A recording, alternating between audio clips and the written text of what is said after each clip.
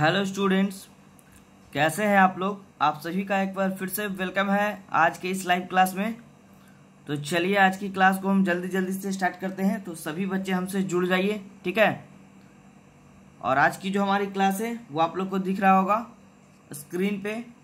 Lesson 3 विद्युत रसायन या वैद्युत रसायन केमिस्ट्री का होने वाला है, ठीक है। चलिए हम लोग टॉपिक बना देते हैं ऊपर थोड़ा सा केमिस्ट्री का, ठीक है। चलिए जल्दी जल्दी से बच्चे जुड़ जाए हमसे और आज की क्लास को जो है ज्वाइन करे रखिएगा सारे बच्चे, ठीक है। काफ़ी इंटरेस्टिंग टॉपिक होने वाला है आज। और आज के क्लास में हम लोग इसके जितने भी वस्तुनिष्ठ प्रश्न हैं उसको आज हम लोग कवर करने वाले हैं, ठीक है। तो चलिए स्टार्ट करते हैं आज की क्लास को। आते हैं आज हम लोग अपने पहले क्वेश्चन पे, ठीक है। चलिए सभी बच्चे क्लास को ज्वाइन कर लीजिए। बहुत सारे बच्चे जुड़ रहे हैं हमसे और सभी अपने आंसर को जरूर देते जाइएगा कमेंट बॉक्स में। और लास्ट में हमें बताएंगे सारे बच्चे कि उनका कितना क्वेश्चन जो है वो राइट किया, ठीक है। कल का क्लास काफ़ी इंटरेस्टिंग रहा होगा, आप सभी बच्चे को उम्मीद है मुझे, ठीक है। सभी बच्चे कल के क्लास के लिए हमें कमेंट कर देंगे, ठीक है, कि क्या उनको कल का क्लास अच्छा लगा था। चलिए स्टार्ट करते हैं आज की क्लास को जी। आज का हमारा देखिए पहला क्वेश्चन है, हमारे चैप्टर का नाम है विद्युत रसायन। तो हमारा पहला क्वेश्चन इसी से रिलेटेड है कि विद्युत रासायनिक तुल्यांक का मात्रक क्या होगा, ठीक है। क्या है क्वेश्चन, विद्युत रासायनिक तुल्यांक का मात्रक क्या होगा। चार ऑप्शन आपको दिख रहा होगा, ग्राम, ग्राम प्रति एम्पियर, ग्राम प्रति कूलाम, ग्राम प्रति कूलाम प्रति ग्राम, ठीक है। चलिए जवाब दीजिएगा सारे बच्चे, क्या होना चाहिए इसका आंसर जी। ये देखिए हमने कल भी बताया था, ये आपको ऐसे भी दिख सकता है लिखा हुआ, ठीक है। कभी कभी ये जो हमारा जो ऑप्शन है ये देखिए, जैसे कि ग्राम प्रति कूलाम आपको ऐसे भी दिखेगा, देखिए ग्राम प्रति कूलाम, इस तरह से भी आपको देखने को मिल सकता है ऑप्शन। तो वहां पे हड़बड़ाना नहीं है, बस अच्छे से पढ़कर और टॉपिक को क्लियर करके जाना है। चलिए आज का हमारा पहला क्या सवाल था कि विद्युत रासायनिक तुल्यांक का मात्रक क्या होगा। चार ऑप्शन आपको दिख रहा है, चलिए जवाब दीजिए। चलिए बहुत सारे बच्चे जवाब सही दे रहे हैं। इसका right answer option number A होगा, ग्राम। जिन बच्चों ने टिक करा है वो बिल्कुल ही सही है जी, ठीक है। विद्युत रासायनिक तुल्यांक का मात्रक हो जाएगा ग्राम, ठीक है। चलिए आगे बढ़ते नेक्स्ट क्वेश्चन की ओर। दूसरा भी आपको दिख रहा होगा स्क्रीन पे। दूसरा हमारा बेहतरीन प्रश्न है, करा निम्नलिखित में कौन द्वितीयक सेल है, ठीक है। चार ऑप्शन आपके सामने, इसी चारों में बताना है कि कौन जो है वो द्वितीयक सेल का एग्जाम्पल है। ऑप्शन हमारे सामने लेक्लांसे सेल, लेड स्टोरेज बैटरी, तीसरा हमारा है सांद्रण सेल और डी हमारा है ऑल का मतलब इनमें से सभी, ठीक है। ऑल का मतलब सभी। चलिए जवाब दीजिए सभी बच्चे, क्या होगा इसका आंसर जी। निम्नलिखित में कौन द्वितीयक सेल है। थोड़ा सा वेट कर लेते हैं, सभी बच्चे जवाब देंगे इसका। अच्छा रेस्पॉन्स आ रहा है इस क्वेश्चन का, बहुत सारे बच्चों ने सही जवाब दिया जी। रवि कुमार, जी हाँ बिल्कुल सही। चलिए जान लेते हैं इसका आंसर जी। जिन जिन बच्चों ने ऑप्शन बी को टिक करा है बिल्कुल सही है, ठीक है। जिन बच्चों ने ऑप्शन बी सोच रखा था उनका आंसर बिल्कुल ही सही है, लेड स्टोरेज बैटरी इसका सही आंसर हो जाएगा, ठीक है। और जो भी बच्चे इसको नोट करते जा रहे हैं वो बिल्कुल सही कर रहे हैं, अच्छे से नोट कर लीजिएगा। और जिन बच्चों को नोट चाहिए वो हमारे लर्निंग ऐप को डाउनलोड करके वहां से भी परचेज कर सकते हैं, ठीक है। और हमारे व्हाट्सएप नंबर पे भी आप कांटेक्ट करके नोट्स प्लस पीडीएफ की जानकारी ले सकते हैं। चलिए आगे बढ़ते हैं तीसरे और सबसे महत्वपूर्ण प्रश्न की ओर। कह रहा देखिए विशिष्ट प्रतिरोध की इकाई क्या है, ठीक है। ऑप्शन को अच्छे से समझिएगा, विशिष्ट प्रतिरोध की इकाई क्या है। ऑप्शन हमारा देखिए A number, ohm inverse cm inverse, ठीक है। ये सेंटीमीटर को डिनोट कर रहा है सीएम जी, यहाँ है ओम सीएम, ठीक है, ओम सेंटीमीटर या ओम सेंटीमीटर इनवर्स, ठीक है। चारों ऑप्शन देखिए एक ही टाइप का लग रहा है, बस कंफ्यूजन है, थोड़ा थोड़ा सा टॉपिक चेंज है, तो अच्छे से समझिएगा। प्रश्न हमारा है विशिष्ट प्रतिरोध की इकाई क्या होगी। ओम इनवर्स सेंटीमीटर इनवर्स, ओम सेंटीमीटर इनवर्स। तो चलिए जवाब दीजिए सारे बच्चे, क्या होगा इसका आंसर। बहुत ही अच्छा, बहुत सारे बच्चे इसका सही जवाब दे रहे हैं। आंसर को जान लेते हैं। राइट आंसर होगा जी ऑप्शन नंबर बी। जिन जिन बच्चों ने टिक करा है बिल्कुल ही सही है, ठीक है। चलिए ठीक है ना, आगे बढ़े। चलिए नेक्स्ट क्वेश्चन देखिए, चौथा नंबर काफी हाईलाइटेड और VVI करवाया गया है। देखिए आप सभी बच्चे ध्यान दीजिएगा इस क्वेश्चन पे जी। चौथे नंबर पे देखिए हमने VVI करवा दिया है, बहुत बार एग्जाम में ये पूछा है। ये एक प्रीवियस ईयर क्वेश्चन है, बहुत बार एग्जाम में पूछता है, इस बार भी चांस है पूरा।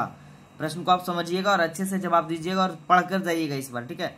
कह रहा है देखिए, एक फैराडे होता है किसके बराबर होता है, चार ऑप्शन आपको दिख रहा होगा, 69,500 कूलाम के, ठीक है, 96,500 कूलाम के, ये देखिए 96,500 कूलाम लगभग के, या डी नन ऑफ दिस। देखिए दो बी और सी में कंफ्यूजन हो रहा होगा बच्चों को, ठीक है। 96,500 कूलाम है, एकदम एक्यूरेट एकदम है ये, और एक है 96,500 कूलाम लगभग में। तो चलिए जवाब दीजिए, इसका जवाब क्या होना चाहिए। बहुत सारे बच्चे जरूर इसमें कंफ्यूज करेंगे, और सभी बच्चे बताइएगा क्या इनका सही गया है प्रश्न ये वाला चौथा नंबर, किन किन बच्चों का सही गया है, जवाब दीजिए जी। बहुत सारे बच्चे का गलत भी आ रहा है आंसर और सही भी आ रहा है, ठीक है, कंफ्यूजन में है जी इस क्वेश्चन में। चलिए इसका राइट आंसर एकदम अच्छे से रट कर जाइएगा एग्जाम में, इसका right answer option number C होगा, 96,500 कूलाम लगभग में होगा, ठीक है। एक्यूरेट नहीं बोलना, अगर लगभग वाला ऑप्शन दिखे तो यही टिक करना है, ठीक है। आगे बढ़े। चलिए पांचवें प्रश्न की ओर बात कर लेते हैं। पांचवा प्रश्न हमारा देखिए कह रहा है, ये देखिए कि जलीय घोल में हाइड्रोजन यानी कि H2 इनमें किसे अविकृत नहीं करेगा। अविकृत का मतलब किसे नहीं हटाएगा, ठीक है। ऑप्शन हमारा Fe3+, Cu2+, Zn2+ या Ag+, ठीक है। चलिए जवाब दीजिए, बहुत ही अच्छा प्रश्न ये भी है। जलीय घोल में हाइड्रोजन H2 इनमें से किसे अविकृत नहीं करेगा, Fe3+, Cu2+, Zn2+, Ag+, क्या होना चाहिए, जवाब दीजिए। चलिए आंसर को जान लेते हैं। इसका राइट आंसर होगा ऑप्शन नंबर ए। जिन जिन बच्चों ने टिक करा है बिल्कुल ही सही है जी, ठीक है, इसको टिक कर लीजिएगा। ऑप्शन ए नंबर Fe3+ इसका सही जवाब होगा। आगे बढ़ते हैं छठे प्रश्न की ओर। छठा देखिए काफी इंटरेस्टिंग और बेहतरीन प्रश्नों में से एक है, तो आज हम लोग इसको एकदम टॉपिक वाइज एकदम क्लियर करेंगे। 6 नंबर प्रश्न पे सारे बच्चे गौर करेंगे जी, ठीक है, इसको आज एकदम रटवा कर हम जाएंगे। छठा नंबर प्रश्न, पहले प्रश्न को समझिए आप लोग। कह रहा है हमारा, इलेक्ट्रॉन पर आवेश होता है, ठीक है। बहुत ही बुक्स वगैरह में कहीं भी आपने देखा होगा ये क्वेश्चन बार बार आता होगा, और बार बार बच्चे इसको गलत करते हैं, ठीक है। तो आज के बाद आपका एक भी कंफ्यूजन इस क्वेश्चन पे नहीं रहेगा, हम एकदम दावा के साथ कहते हैं, ठीक है। कहीं भी यूट्यूब वगैरह पर कहीं भी आप देखिएगा इस क्वेश्चन में जरूर कंफ्यूजन रहेगा कि इलेक्ट्रॉन पर आवेश कितना होता है। ऑप्शन पढ़िए, समझिए, ऑप्शन भी आपको यही रहेगा देखने को। ऑप्शन हमारा देखिए 4.8 × 10⁻−10 कूलाम्ब, 1.6 × 10⁻−19 कूलाम्ब, 4.8 × 10⁻−10 AMU, ठीक है, और 1.5 × 10⁻−11 AMU, ठीक है। तो चलिए इस क्वेश्चन का आंसर तो हम जानेंगे ही, प्लस इसके पहले हम लोग इस पे कुछ अच्छे से समझ लेते हैं इसके टॉपिक को। देखिए हम लोग 3 तरह के टॉपिक चैप्टर 1 में पढ़े थे, ठीक है। वहां पे हम लोगों ने पढ़ा था आवेश के बारे में, चार्ज के बारे में, ठीक है, चार्ज के बारे में हम लोगों ने पढ़ा था। एक पढ़ा था इसमें इलेक्ट्रॉन,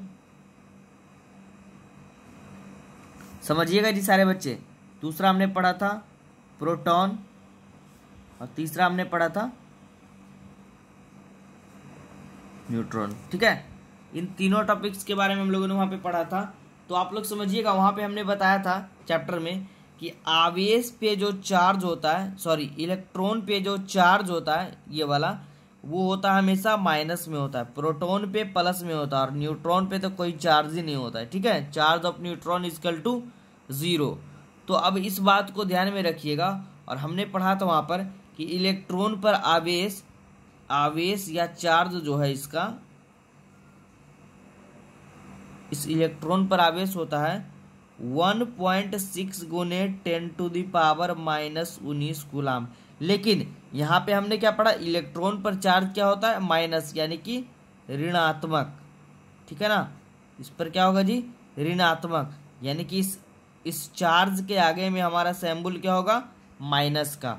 उसी तरह से प्रोटॉन पे हमने क्या पढ़ा था, 1.6 × 10⁻⁻19 कूलाम।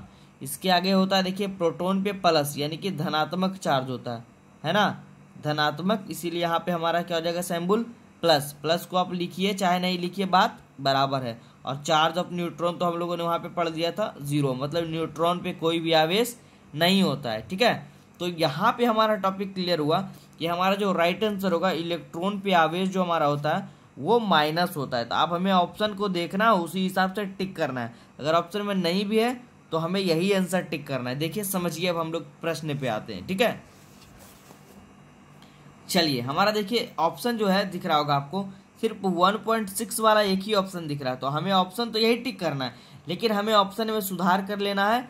यहाँ पे हमारा जो ऑप्शन होगा वो ऋणात्मक में होगा। अभी तो यहाँ पे आपको एक ही ऑप्शन दिख रहा है तो चलेगा ये, क्योंकि हम पढ़ा था कि 1.6 से ये स्टार्ट होगा इसका चार्ज, है ना।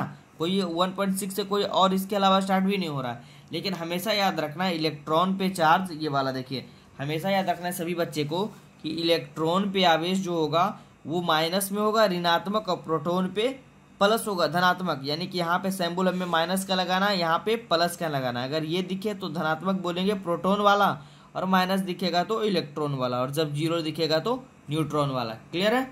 चलिए सभी बच्चे हमें बताएंगे कि ये टॉपिक उनका क्लियर हुआ कि नहीं।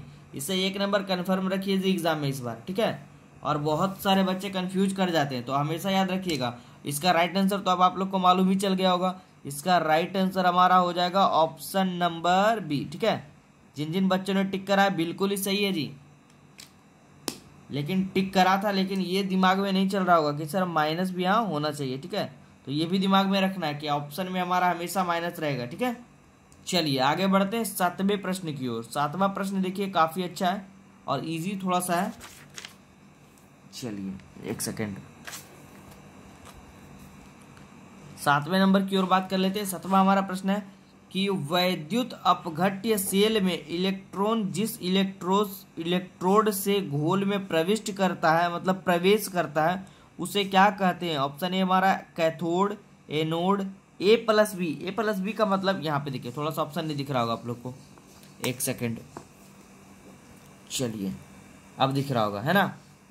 क्या है प्रश्न, वैद्युत अपघटन सेल में इलेक्ट्रॉन जिस इलेक्ट्रोड से घोल में प्रविष्ट करता है उसे क्या कहते हैं। कैथोड कहते हैं, एनोड कहते हैं, ए प्लस बी कहने का मतलब कैथोड और एनोड दोनों कहा जाता है, या डी नन का मतलब इनमें से कोई नहीं, ठीक है। अगर ऑल रहता तो इनमें से सभी, नन है तो इनमें से कोई नहीं। तो चलिए जवाब दीजिए सारे बच्चे जी, इसका क्या होना चाहिए जवाब। बहुत ही अच्छा प्रश्न और इजी थोड़ा सा है, बहुत सारे बच्चे का जवाब सही है। इसका राइट आंसर हो जाएगा हमारा ऑप्शन नंबर ए, बिल्कुल ही सही है, कैथोड होगा, ठीक है। जिन बच्चों ने टिक करा था उनका बिल्कुल ही सही जवाब है। आगे बढ़ते अगले प्रश्न की ओर। चलिए 8वें नंबर की ओर देख लेते हैं क्या हमारा अगला टॉपिक है। तो आप सभी बच्चे ज्वाइन करे रखिएगा, मुझे उम्मीद है कि आप सभी बच्चों को ये क्लास काफी इंटरेस्टिंग लग रहा होगा, ठीक है। इसमें हम लोग टॉपिक को क्लियर करते जाएंगे और क्लास तो हमारा चलते जाएगा ही। एक तरह से लाइव टेस्ट भी चल रहा है हमारा और एक तरह से हमारा क्लास भी चल रहा है, ठीक है। चलिए जवाब को भी जानेंगे और उसके टॉपिक को भी क्लियर करते जाएंगे। 8वां नंबर प्रश्न हमारा क्या है देखिए, कह रहा देखिए 8वां नंबर, फैराडे का प्रथम नियम क्या है। बहुत ही अच्छा प्रश्न है, बार बार एग्जाम में पूछता है। ऑप्शन हमारा ए नंबर, ई बराबर MCQ, एम बराबर ECT, ई बराबर HV और PV बराबर NRT। चलिए जवाब दीजिए। काफी अच्छा और काफी हल्का प्रश्न है जी, बहुत सारे बच्चे इसको जानते होंगे, ठीक है। स्टार्टिंग में ही हम लोगों ने पढ़ा था फैराडे का प्रथम नियम, क्वेश्चन नंबर 8। जी हाँ बिल्कुल सही, जिन जिन बच्चों ने ऑप्शन बी को टिक करा है बिल्कुल ही सही है। एम बराबर ECT प्रथम नियम है जी, द्वितीय नियम को समझ कर नहीं टिक कर दीजिएगा, ठीक है। चलिए 9वें पे बात करते हैं। 9वां नंबर प्रश्न हमारा क्या कह रहा है। 9वां नंबर हमारा कह रहा है प्रश्न कि 96,500 कूलाम विद्युत धारा CuSO4 के घोल से मुक्त करती है। अब हम जानेंगे CuSO4 क्या होती है। तो CuSO4 जी देखिए हमने लिख कर रखा है यहाँ पर, ये होती है कॉपर सल्फेट, ठीक है। याद रखिएगा, इसके अलावा आपको ये भी देखने को मिल सकता है। जैसे यहाँ पे हमने ये वाला प्रश्न समझिएगा, यहाँ पे आपको प्रश्न इस टाइप से भी देखने को मिलेगा कि 96,500 कूलाम विद्युत धारा कैल्शियम सल्फेट के घोल से मुक्त करती है। कितना मुक्त करती है ग्राम Cu। तो हमारा ऑप्शन है देखिए 63.5 ग्राम Cu, ठीक है, यानी कॉपर। 31.75 ग्राम कॉपर, 96,500 ग्राम Cu और 100 ग्राम Cu। चार ऑप्शन आपको दिख रहा होगा। चलिए जवाब दीजिए सारे बच्चे, 9वें नंबर का जवाब दीजिए जी। बहुत सारे बच्चे का जवाब सही आ रहा है। हम लोग आंसर जान लेते हैं। इसका राइट आंसर हो जाएगा ऑप्शन नंबर बी। जिन जिन बच्चों ने टिक करा है बिल्कुल ही सही है। बहुत सारे क्वेश्चन का आंसर बी आ रहा है जी, तो ऐसा नहीं कि सारे बच्चे बी को टिक करके निकल जाइएगा, ठीक है।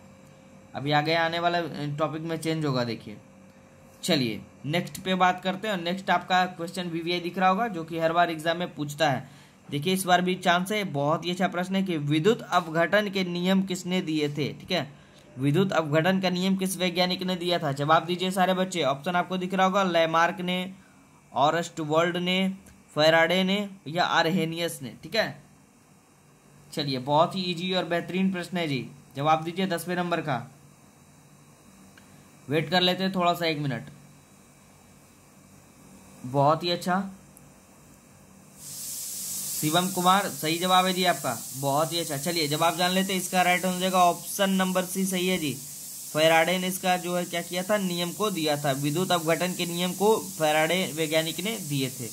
आगे बढ़ते 11वें नंबर की ओर। 11वां नंबर देखिए हमारा जो टॉपिक कह रहा है निम्नलिखित में कौन द्वितीयक सेल है, ठीक है। बहुत ही अच्छा और हाईलाइटेड प्रश्न है। निम्नलिखित में कौन द्वितीयक सेल है? ऑप्शन हमारा है देखिए A number, Leclanche cell, lead storage battery, सांद्रण सेल या डी ऑल। ऑल का मतलब इनमें से सभी, ठीक है। चारों है या ये तीनों है, सॉरी तीनों है, या सिर्फ लेक्लांचे सेल है, लीड स्टोरेज बैटरी है या सांद्रण सेल है। कौन द्वितीयक सेल का एग्जाम्पल है? जवाब दीजिए सारे बच्चे। बहुत सारे बच्चे का जवाब सही आ रहा है, ठीक है। चलिए जवाब को जानते हैं। इसका राइट आंसर भी होगा बी जी, लीड स्टोरेज बैटरी इसका सही जवाब होगा। जिन जिन बच्चों ने टिक करा है बिल्कुल ही सही है। आगे बढ़ते 12वें नंबर की ओर। ऑप्शन भी दिख रहा होगा, प्रश्न भी आपको दिख रहा होगा स्क्रीन पे। 12वां नंबर का रहा है निम्नलिखित में से प्रबल ऑक्सीकारक कौन है, ठीक है। बहुत बार एग्जाम में ये भी पूछा है जी कि निम्नलिखित में से कौन प्रबल ऑक्सीकारक है। ऑप्शन आपको दिख रहा होगा, Br2, I2, Cl2, F2। जवाब दीजिए सारे बच्चे, क्या होगा इसका जवाब? क्वेश्चन नंबर 12 का जवाब दीजिए जी। बहुत ही अच्छा प्रश्न है, 12वां नंबर, इजी भी है, ठीक है। चलिए बहुत सारे बच्चे का जवाब बिल्कुल सही आ रहा है जी, बहुत ही अच्छा। चलिए जवाब जान लेते हैं। बिल्कुल ही सही। जिन जिन बच्चों ने ऑप्शन डी को टिक करा है बिल्कुल सही है। F2 इसका सही जवाब होगा। आगे बढ़े। चलिए देखिए 13वां नंबर, एक बेहतरीन प्रश्न आ गया आपके सामने स्क्रीन पे। ये बहुत बार एग्जाम में और बहुत ही सेट प्रैक्टिस वगैरह में आपने देखा होगा, और अगला भी हमारा जो टेस्ट वगैरह चलते रहेगा उसमें आपको ये बार बार देखने को मिलेगा प्रश्न। अभी से एग्जाम तक इसको रट कर रखिएगा कि H2SO4 यानी कि सल्फ्यूरिक अम्ल है, ठीक है। तो हमारा नाम से ही है, देखिए टॉपिक ये क्लियर होता है, हो रहा है ना। H2SO4 ये किसका सूत्र है जी? जिन बच्चों को नहीं मालूम है याद रखिएगा, सल्फ्यूरिक अम्ल का ये सूत्र है, ठीक है। यहाँ पे देखिए हम लोग लिख रहे हैं H2SO4, ये सल्फ्यूरिक अम्ल का सूत्र है जी, जो कि बैटरियों में प्रयोग किया जाता है, ठीक है। कार वगैरह के बैटरियों में इसी का प्रयोग किया जाता है। तो अच्छे से ये सब टॉपिक क्लियर रखिएगा। बैटरियों में इसका यूज होता है सल्फ्यूरिक अम्ल का। बहुत बार एग्जाम में पूछा है कि बैटरियों में किस अम्ल का प्रयोग होता है? सल्फ्यूरिक अम्ल का। अब हमारा क्वेश्चन है कि H2SO4 है क्या? तो देखिए यहाँ से क्वेश्चन आंसर आ रहा है इस क्वेश्चन से ही। ये देखिए सल्फ्यूरिक अम्ल का सूत्र है, तो अम्लीय होगा ना, है ना। ऑप्शन भी आपको दिख रहा होगा, अम्ल है, भस्म है, क्षार है, लवण है, ठीक है। सभी बच्चों को मालूम चल गया होगा इसका जवाब क्या होगा, ठीक है। जान लेते इसका जवाब। ऑप्शन नंबर ए बिल्कुल सही होगा। सोचने वाली तो बात ही नहीं है जी, है ना। तो बस क्वेश्चन में आंसर छिपा रहता है, बस समझने का टॉपिक ही दे रहे हैं, ठीक है। आगे बढ़ते हैं 14वें नंबर प्रश्न की ओर। 14वां नंबर प्रश्न भी काफी अच्छा और यूनिक टाइप का प्रश्न है। कह रहे देखिए प्रवाहकत्व का इकाई क्या है, ठीक है। प्रवाहकत्व की इकाई क्या है? ऑप्शन आपको दिख रहा होगा, ओम इनवर्स, सीएम इनवर्स, ओम पे पावर -2 सीएम स्क्वायर, ठीक है, इक्विवेलेंट इनवर्स, और ओम इनवर्स सीएम स्क्वायर। जवाब दीजिए सारे बच्चे। काफी अच्छा और यूनिक प्रश्न है जी, पढ़ लीजिएगा, अच्छा रहेगा ये, ठीक है। जवाब दीजिए, बहुत ही अच्छा प्रश्न है। प्रवाहकत्व की इकाई क्या होगी? बहुत सारे बच्चे का जवाब सही आ रहा है। चलिए हम लोग भी जान लेते हैं इसका जवाब। जिन जिन बच्चों ने ऑप्शन ये क्वेश्चन नंबर 14 को सही करा है वो जरूर हमें कमेंट बॉक्स में बताइएगा कितने बच्चों का ये क्वेश्चन सही गया। चलिए ऑप्शन नंबर बी इसका राइट आंसर होगा जी। जिन जिन बच्चों ने टिक करा है उनका बिल्कुल सही है, नोट कर लीजिएगा।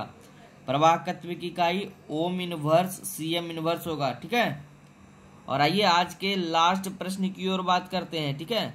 तो चलिए लास्ट क्वेश्चन आप लोग के लिए रहा और इसका आंसर हम नहीं बताएंगे जी। आप सभी बच्चे जितने भी बच्चे हमसे जुड़े हुए हैं वो इसका आंसर हमें कमेंट बॉक्स में देंगे, ठीक है। और इसका आंसर जो है हम कल के क्लास में, अगले क्लास में हम इसका जवाब देंगे। प्रश्न आपके सामने रख दिया हमने, तनु H2SO4। H2SO4 कहने का अर्थ क्या हुआ, अभी हम लोगों ने पीछे पढ़ा। H2SO4 देखिए अभी पढ़ा था ना, यहाँ पे देखिए H2SO4 का मतलब क्या, सल्फ्यूरिक अम्ल, यानी कि बैटरियों में जिसका प्रयोग होता है। यानी कि हमारा प्रश्न है तनु H2SO4 के वैद्युत अपघटन में एनोड पर क्या मुक्त होता है, ठीक है। ऑप्शन हमारा है H2SO4 पर पावर -2 SO2O2। चलिए ये क्वेश्चन आप सभी बच्चों के लिए रहा, ठीक है। जवाब दीजिए कमेंट बॉक्स में, अगले क्लास में इसका हम आंसर जानेंगे, ठीक है। ऐसा नहीं कि हमारे पास आंसर नहीं है, आंसर है हमारे पास, बस हम जानना चाहते हैं कि हमारे बच्चे क्या कर रहे हैं, पढ़ाई कर रहे हैं या फिर ऐसा ही लगे हुए हैं सिर्फ, ठीक है। तो चलिए आप सभी बच्चों के लिए प्रश्न रहा और आप सभी बच्चे हमें कमेंट बॉक्स में लिखकर जरूर बताएंगे कि आज की ये क्लास कैसी लगी, ठीक है। और जिन जिन बच्चों ने हमें हमारे लर्निंग ऐप को अभी तक डाउनलोड नहीं करा है वो अभी जाइए प्ले स्टोर पे और हमारे लर्निंग ऐप, ये देखिए हमारा लर्निंग ऐप है जी ड्रीम क्लासेस, ठीक है। ड्रीम क्लासेस को डाउनलोड कर लीजिए और वहां से आप घर बैठे क्लास को ज्वाइन करके, ये मिलेगा कहाँ आपको, प्ले स्टोर पे, ठीक है। प्ले स्टोर पे ये मिल जाएगा और जाकर डाउनलोड करके घर बैठे पढ़ाई करिए। 10th 12th 11th, ठीक है, 10th 11th 12th के कोर्स को ज्वाइन करके, फुल्ली कोर्स को ज्वाइन करके, या स्पेशलिस्ट कोर्स जैसे कि फिजिक्स हो गया, केमिस्ट्री हो गया, इस तरह के कोर्स को अलग अलग करके भी आप ज्वाइन कर सकते हैं और हमारे क्लास को अच्छे से सपोर्ट कर सकते हैं, ठीक है। तो चलिए मुझे उम्मीद है कि आप सभी बच्चों को ये क्लास अच्छा लगा होगा, ठीक है। तो बस अपना सपोर्ट बनाए रखिए और नेक्स्ट क्लास का इंतजार करिए और बने रहिए इस लॉकडाउन की स्थिति में जल्दी से जल्दी अच्छे से पढ़ाई करके एग्जाम को क्रैक करने का, ठीक है। तो चलिए रहने देते हैं आज की क्लास को, ठीक है।